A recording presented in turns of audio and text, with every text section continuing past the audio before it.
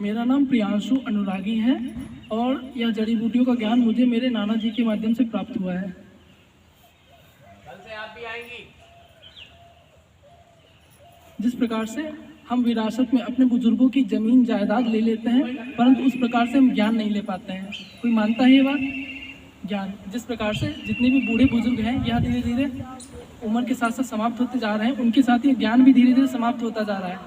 नई जनरेशन इसमें आना नहीं चाहती है। सबको डॉक्टर बनना है, एमबीबीएस करना है, लेकिन उसके बाद भी डॉक्टर भी परमानेंट इलाज नहीं कर पाता है। उस समय पे हमारी जड़ी बूटियाँ काम आती हैं, क्योंकि यह हमारा 5000 वर्ष पुराना ज्ञान है। आयुर्वेद जो है 5000 वर्ष पुराना है। एलोपैथ जो है केवल 500 वर्ष पहले आया है, लेकिन हम इसके जाल में फंस चुके हैं। हार्ट से संबंधित कोई भी समस्या होती है, कोलेस्ट्रॉल जमता है, हम डायरेक्ट हॉस्पिटल भागते हैं, हमको घरेलू नुस्खे नहीं पता है। आज कोलेस्ट्रॉल जम रहा है, आज से 50 साल पहले भी हार्ट से संबंधित समस्याएं होती थी, लेकिन उस समय हमारे बुजुर्ग जो हुआ करते थे उन्हें पेड़ पौधों का ज्ञान था, जड़ी बूटियों का ज्ञान था। इस प्रकार से अर्जुन, आप सबने देखा होगा, पेड़ जानते होंगे, लेकिन इसके उपयोग भी पता होंगे, लेकिन करना कोई नहीं चाहता है। इस प्रकार से यह है अर्जुन की छाल। यदि इसका काढ़ा बना के सुबह शाम नियमित रूप से लिया जाए तो हार्ट में जितना भी कोलेस्ट्रॉल होता है यह सारा समाप्त होने लगता है। ऐसे भारत में 84,000 प्रकार की जड़ी बूटियां हैं, लेकिन हमको एक दो जड़ी बूटियों का भी ज्ञान होगा ना तो हम अपने जीवन को स्वस्थ बना सकते हैं। साथ में अपनी दिनचर्या को सुधारना है। अगर हमारे शरीर में 3 प्रकार के दोष होते हैं। पहला होता है वात, दूसरा होता है पित्त, तीसरा होता है कफ। यदि ये तीनों दोष शरीर में समान रहते हैं तो हम निरोगी रहते हैं। जैसे हमारे शरीर में कफ का स्थान जो होता है हमारे मस्तिष्क से लेके हमारे छाती तक होता है। कफ आपने सभी को सुनना होगा, जैसे अस्थमा होता है, दमा होता है, निमोनिया होता है, ये हमारे किस भाग में होता है? प्रभावित करता है मस्तिष्क से लेके हमारे छाती तक के भाग को। यह कफ का स्थान है। बच्चों में हमेशा कफ बढ़ा हुआ रहता है, इसीलिए उनको हमेशा सर्दी जुकाम रहता है। और हम गलती क्या करते हैं, उनको एंटीबायोटिक दवा दे देते हैं जो डॉक्टर देते हैं। इससे क्या होता है, बच्चों के शरीर में बलगम जम जाता है, यही आगे चल के सांस लेने में दिक्कत करता है छोटे छोटे बच्चों को। ऐसा नहीं करना चाहिए। यदि सर्दी जुकाम की समस्या है तो कुछ अदरक का प्रयोग कर सकते हैं, शहद का प्रयोग कर सकते हैं, यह बहुत ही अच्छी एंटीबायोटिक का काम करता है आयुर्वेद में। इसी प्रकार से पित्त का स्थान जो होता है हमारे हृदय से लेकर नाभि के मध्य में होता है।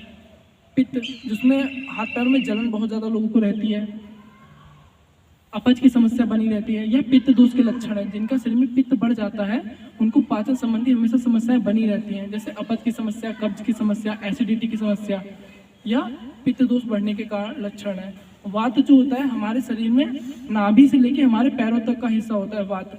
जिनका वात बढ़ा हुआ होता है उनको हमेशा जोड़ों में दर्द, कमर में दर्द हमेशा बना रहता है। यह वात रोग के लक्षण होते हैं। यह बुजुर्गों में ज़्यादातर होता है वात रोग। इसको भी नियंत्रित किया जा सकता है। हमारे घर में, हमारे किचन में सबसे अच्छी वातनाशक औषधि होती है, इसको कहते हैं दालचीनी। यदि इसका नियमित रूप से काढ़ा बना के पिया जाए तो वात नियंत्रित रहता है, शरीर निरोगी रहता है। यदि हम इन वात, पित्त, कफ ये तीनों दोषों को जान गए, पहचान गए, तो हम महर्षि बाघभट्ट की तरह 120 वर्ष तक स्वस्थ निरोगी जीवन जी सकते हैं। चलिए अब मैं आपको बताता हूँ कुछ जड़ी बूटियों के बारे में। पहली जड़ी बूटी है ये भृंगराज। आप सबने नाम सुना होगा, टीवी में बहुत ज्यादा ऐड आता है भृंगराज का, बालों के लिए, खासकर यह बालों के लिए होता है। इस जड़ी बूटी का प्रयोग हवन में भी किया जाता है। यह भृंगराज है, इस प्रकार से देख लीजिए। बालों से संबंधित किसी की कोई भी समस्या हो, बाल झड़ते हो या बाल सफेद हो चुके हो, बालों में डैंड्रफ की समस्या हो, इस भृंगराज को सरसों के तेल में पका लेना है, डाल के अच्छे से सरसों के तेल में। अब इसको छान के रख लेना शीशी में। यदि इस तेल का नियमित रूप से बालों में लगाया जाए तो बालों से संबंधित कोई समस्या होती है सारी समाप्त होती है।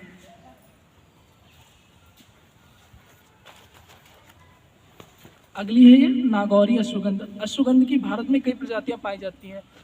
हेलो, जी, यह है नागौरी अश्वगंध। ये मध्य प्रदेश के नागौर जिले से इसकी उत्पत्ति हुई है। यह जिन पुरुषों के शरीर में शारीरिक कमजोरी की समस्या रहती है, उनमें हमेशा थकावट बनी रहती है, तो ये अश्वगंधा है नागौरी वाला। यदि इसको दूध में डाल के नियमित रूप से सेवन किया जाए तो शरीर की शारीरिक कमजोरी सारी समाप्त होती है। हेलो जी, यह है सर्पगंधा। हाँ नहीं बोलते रहो आ जाएगी।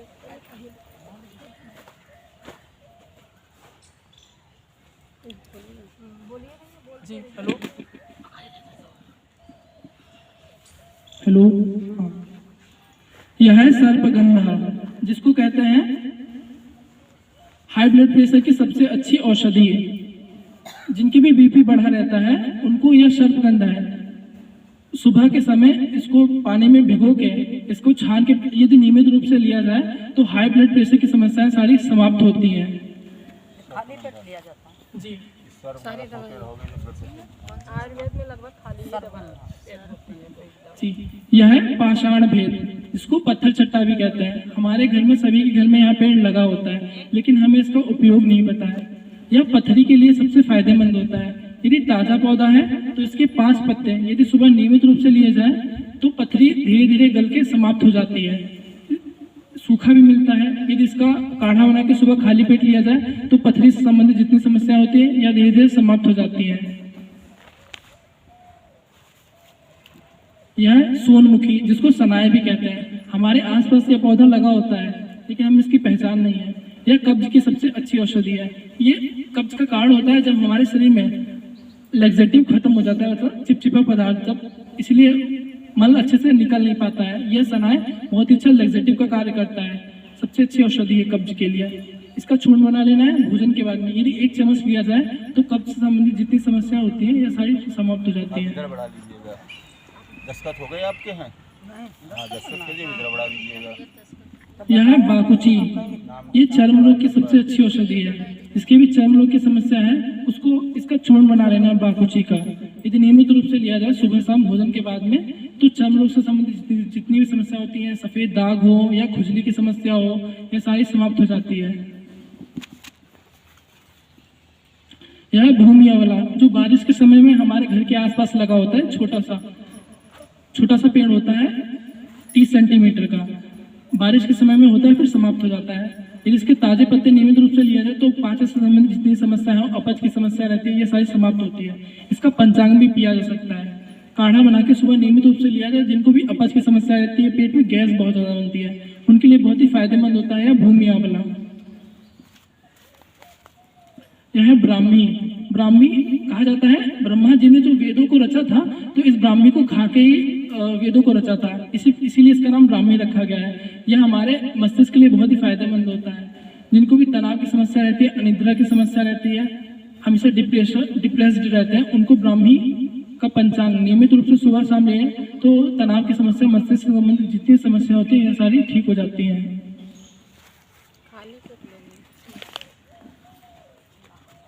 अगला है यह रेवंद चीनी। या डायबिटीज के लिए सबसे कारगर औषधि है रेवंद चीनी। एलोपैथी दवाएं जितनी भी खा लें डायबिटीज को कंट्रोल नहीं कर सकते हैं। यदि इसका चूर्ण सुबह शाम नियमित रूप से लिया जाए तो 40 दिन के अंदर आपकी डायबिटीज कंट्रोल में आ जाएगी। इतना अच्छा ज्ञान हमारे आयुर्वेद में है, लेकिन यह धीरे धीरे विलुप्त होता जा रहा है। हमें इसका महत्व नहीं पता है।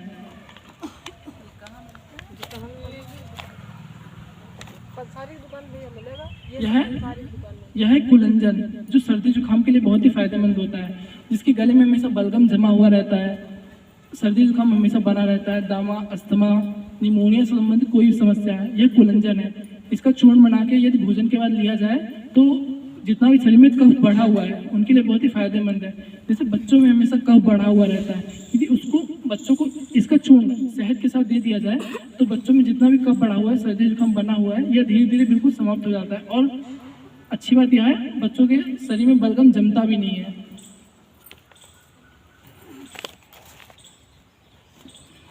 यह लाजवंती, जिसको हम लोग कॉमन भाषा में छुई हुई कहते हैं, आयुर्वेद में इसको लाजवंती कहते हैं।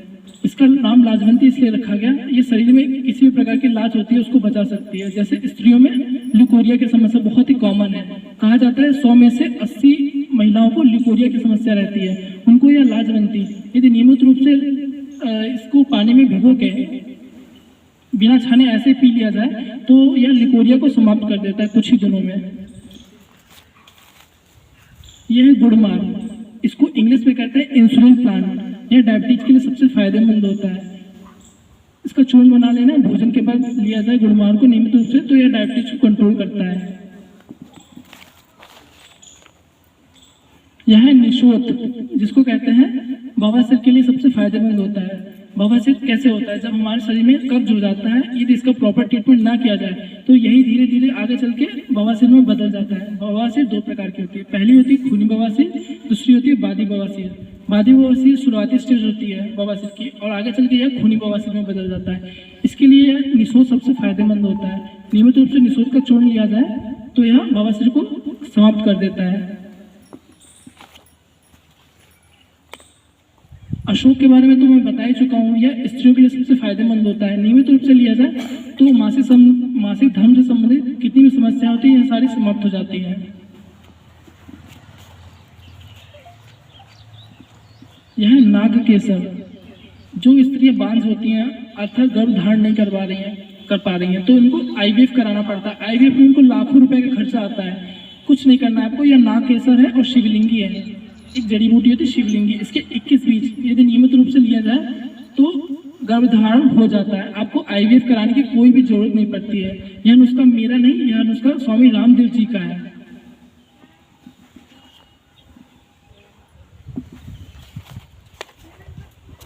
ये अम्बा हल्दी, जिसको भी घाव हो जाता है पुराने से पुराने, खासकर डायबिटीज में जब घाव हो जाता है तो भरता नहीं है, जिसको कहते हैं गैंग्रीन। इसमें बहुत ट्रीटमेंट कराना पड़ता है लेकिन घाव नहीं बढ़ता है। यह अम्बा हल्दी, इसको कहते हैं आयुर्वेद की एंटीसेप्टिक। इसका चूर्ण बना के यदि जहाँ पे घाव है वहाँ पे लगा लिया जाए तो पुराने से पुराना घाव 2 से 3 दिन में भर जाता है। यह कचनार पौधा, इसकी सब्जी खाई जाती है इसकी फलियों की बना के, लेकिन इसके छाल का हमको महत्व नहीं पता है। शरीर में किसी प्रकार की गांठ हो गई है, लिपोमा हो गया है, शरीर के किसी भाग में गांठ हो जाती है, खासकर हार्ट में कोलेस्ट्रॉल जम जाता है, ये सभी लोगों को समाप्त कर सकता है ये कचनार। इसकी छाल का काढ़ा बना के यदि नियमित रूप से लिया जाए तो शरीर के किसी भाग में गांठ होती है यह समाप्त हो जाती है। यह है दारू हल्दी, जो हमारी त्वचा के लिए बहुत ही फायदेमंद होता है। जिसको भी फेस पे पिंपल्स की समस्या हो, एक्ने की समस्या हो, उसको इस दारू हल्दी को पीस के अपनी त्वचा पे फेस पे लगाना चाहिए। त्वचा संबंधित जितनी समस्या होती है सारी ठीक हो जाती हैं। ऐसे ही आयुर्वेद में कई नुस्खे हैं जो धीरे धीरे विलुप्त होते जा रहे हैं, लेकिन हमको इसकी जानकारी नहीं है, इसका महत्व नहीं पता है, इसलिए हम हर समय हॉस्पिटल दौड़ते हैं। तो इसलिए आपको इन सब जड़ी बूटियों की जानकारी रखनी है, और यदि कोई भी समस्या है तो आप मुझसे जड़ी बूटियाँ पूछ सकते हैं, मैं आपको बताऊंगा। और मैं चाहता हूँ यह हमारा विलुप्त हो रहा ज्ञान है, यह धीरे धीरे आगे पहुँचे। नई पीढ़ी इसको जिस प्रकार से पढ़ाई लेती है नई पीढ़ी, उस प्रकार से यह ज्ञान को भी ले, ताकि हम स्वस्थ रहेंगे। स्वस्थ जीवन ही सुखी जीवन का आधार है। स्वस्थ से धनम रक्षणम कहा जाता है आयुर्वेद में। सम दोष सम अग्निश्च सम धातु मल क्रिया प्रसन्न आत्मेंद्रिया मना स्वस्थ इतनी भेयते।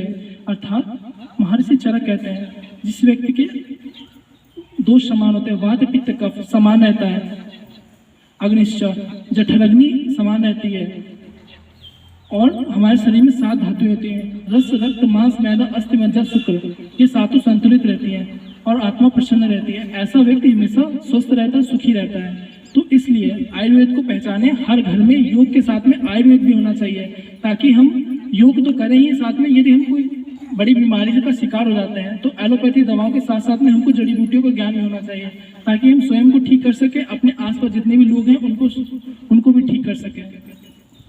धन्यवाद।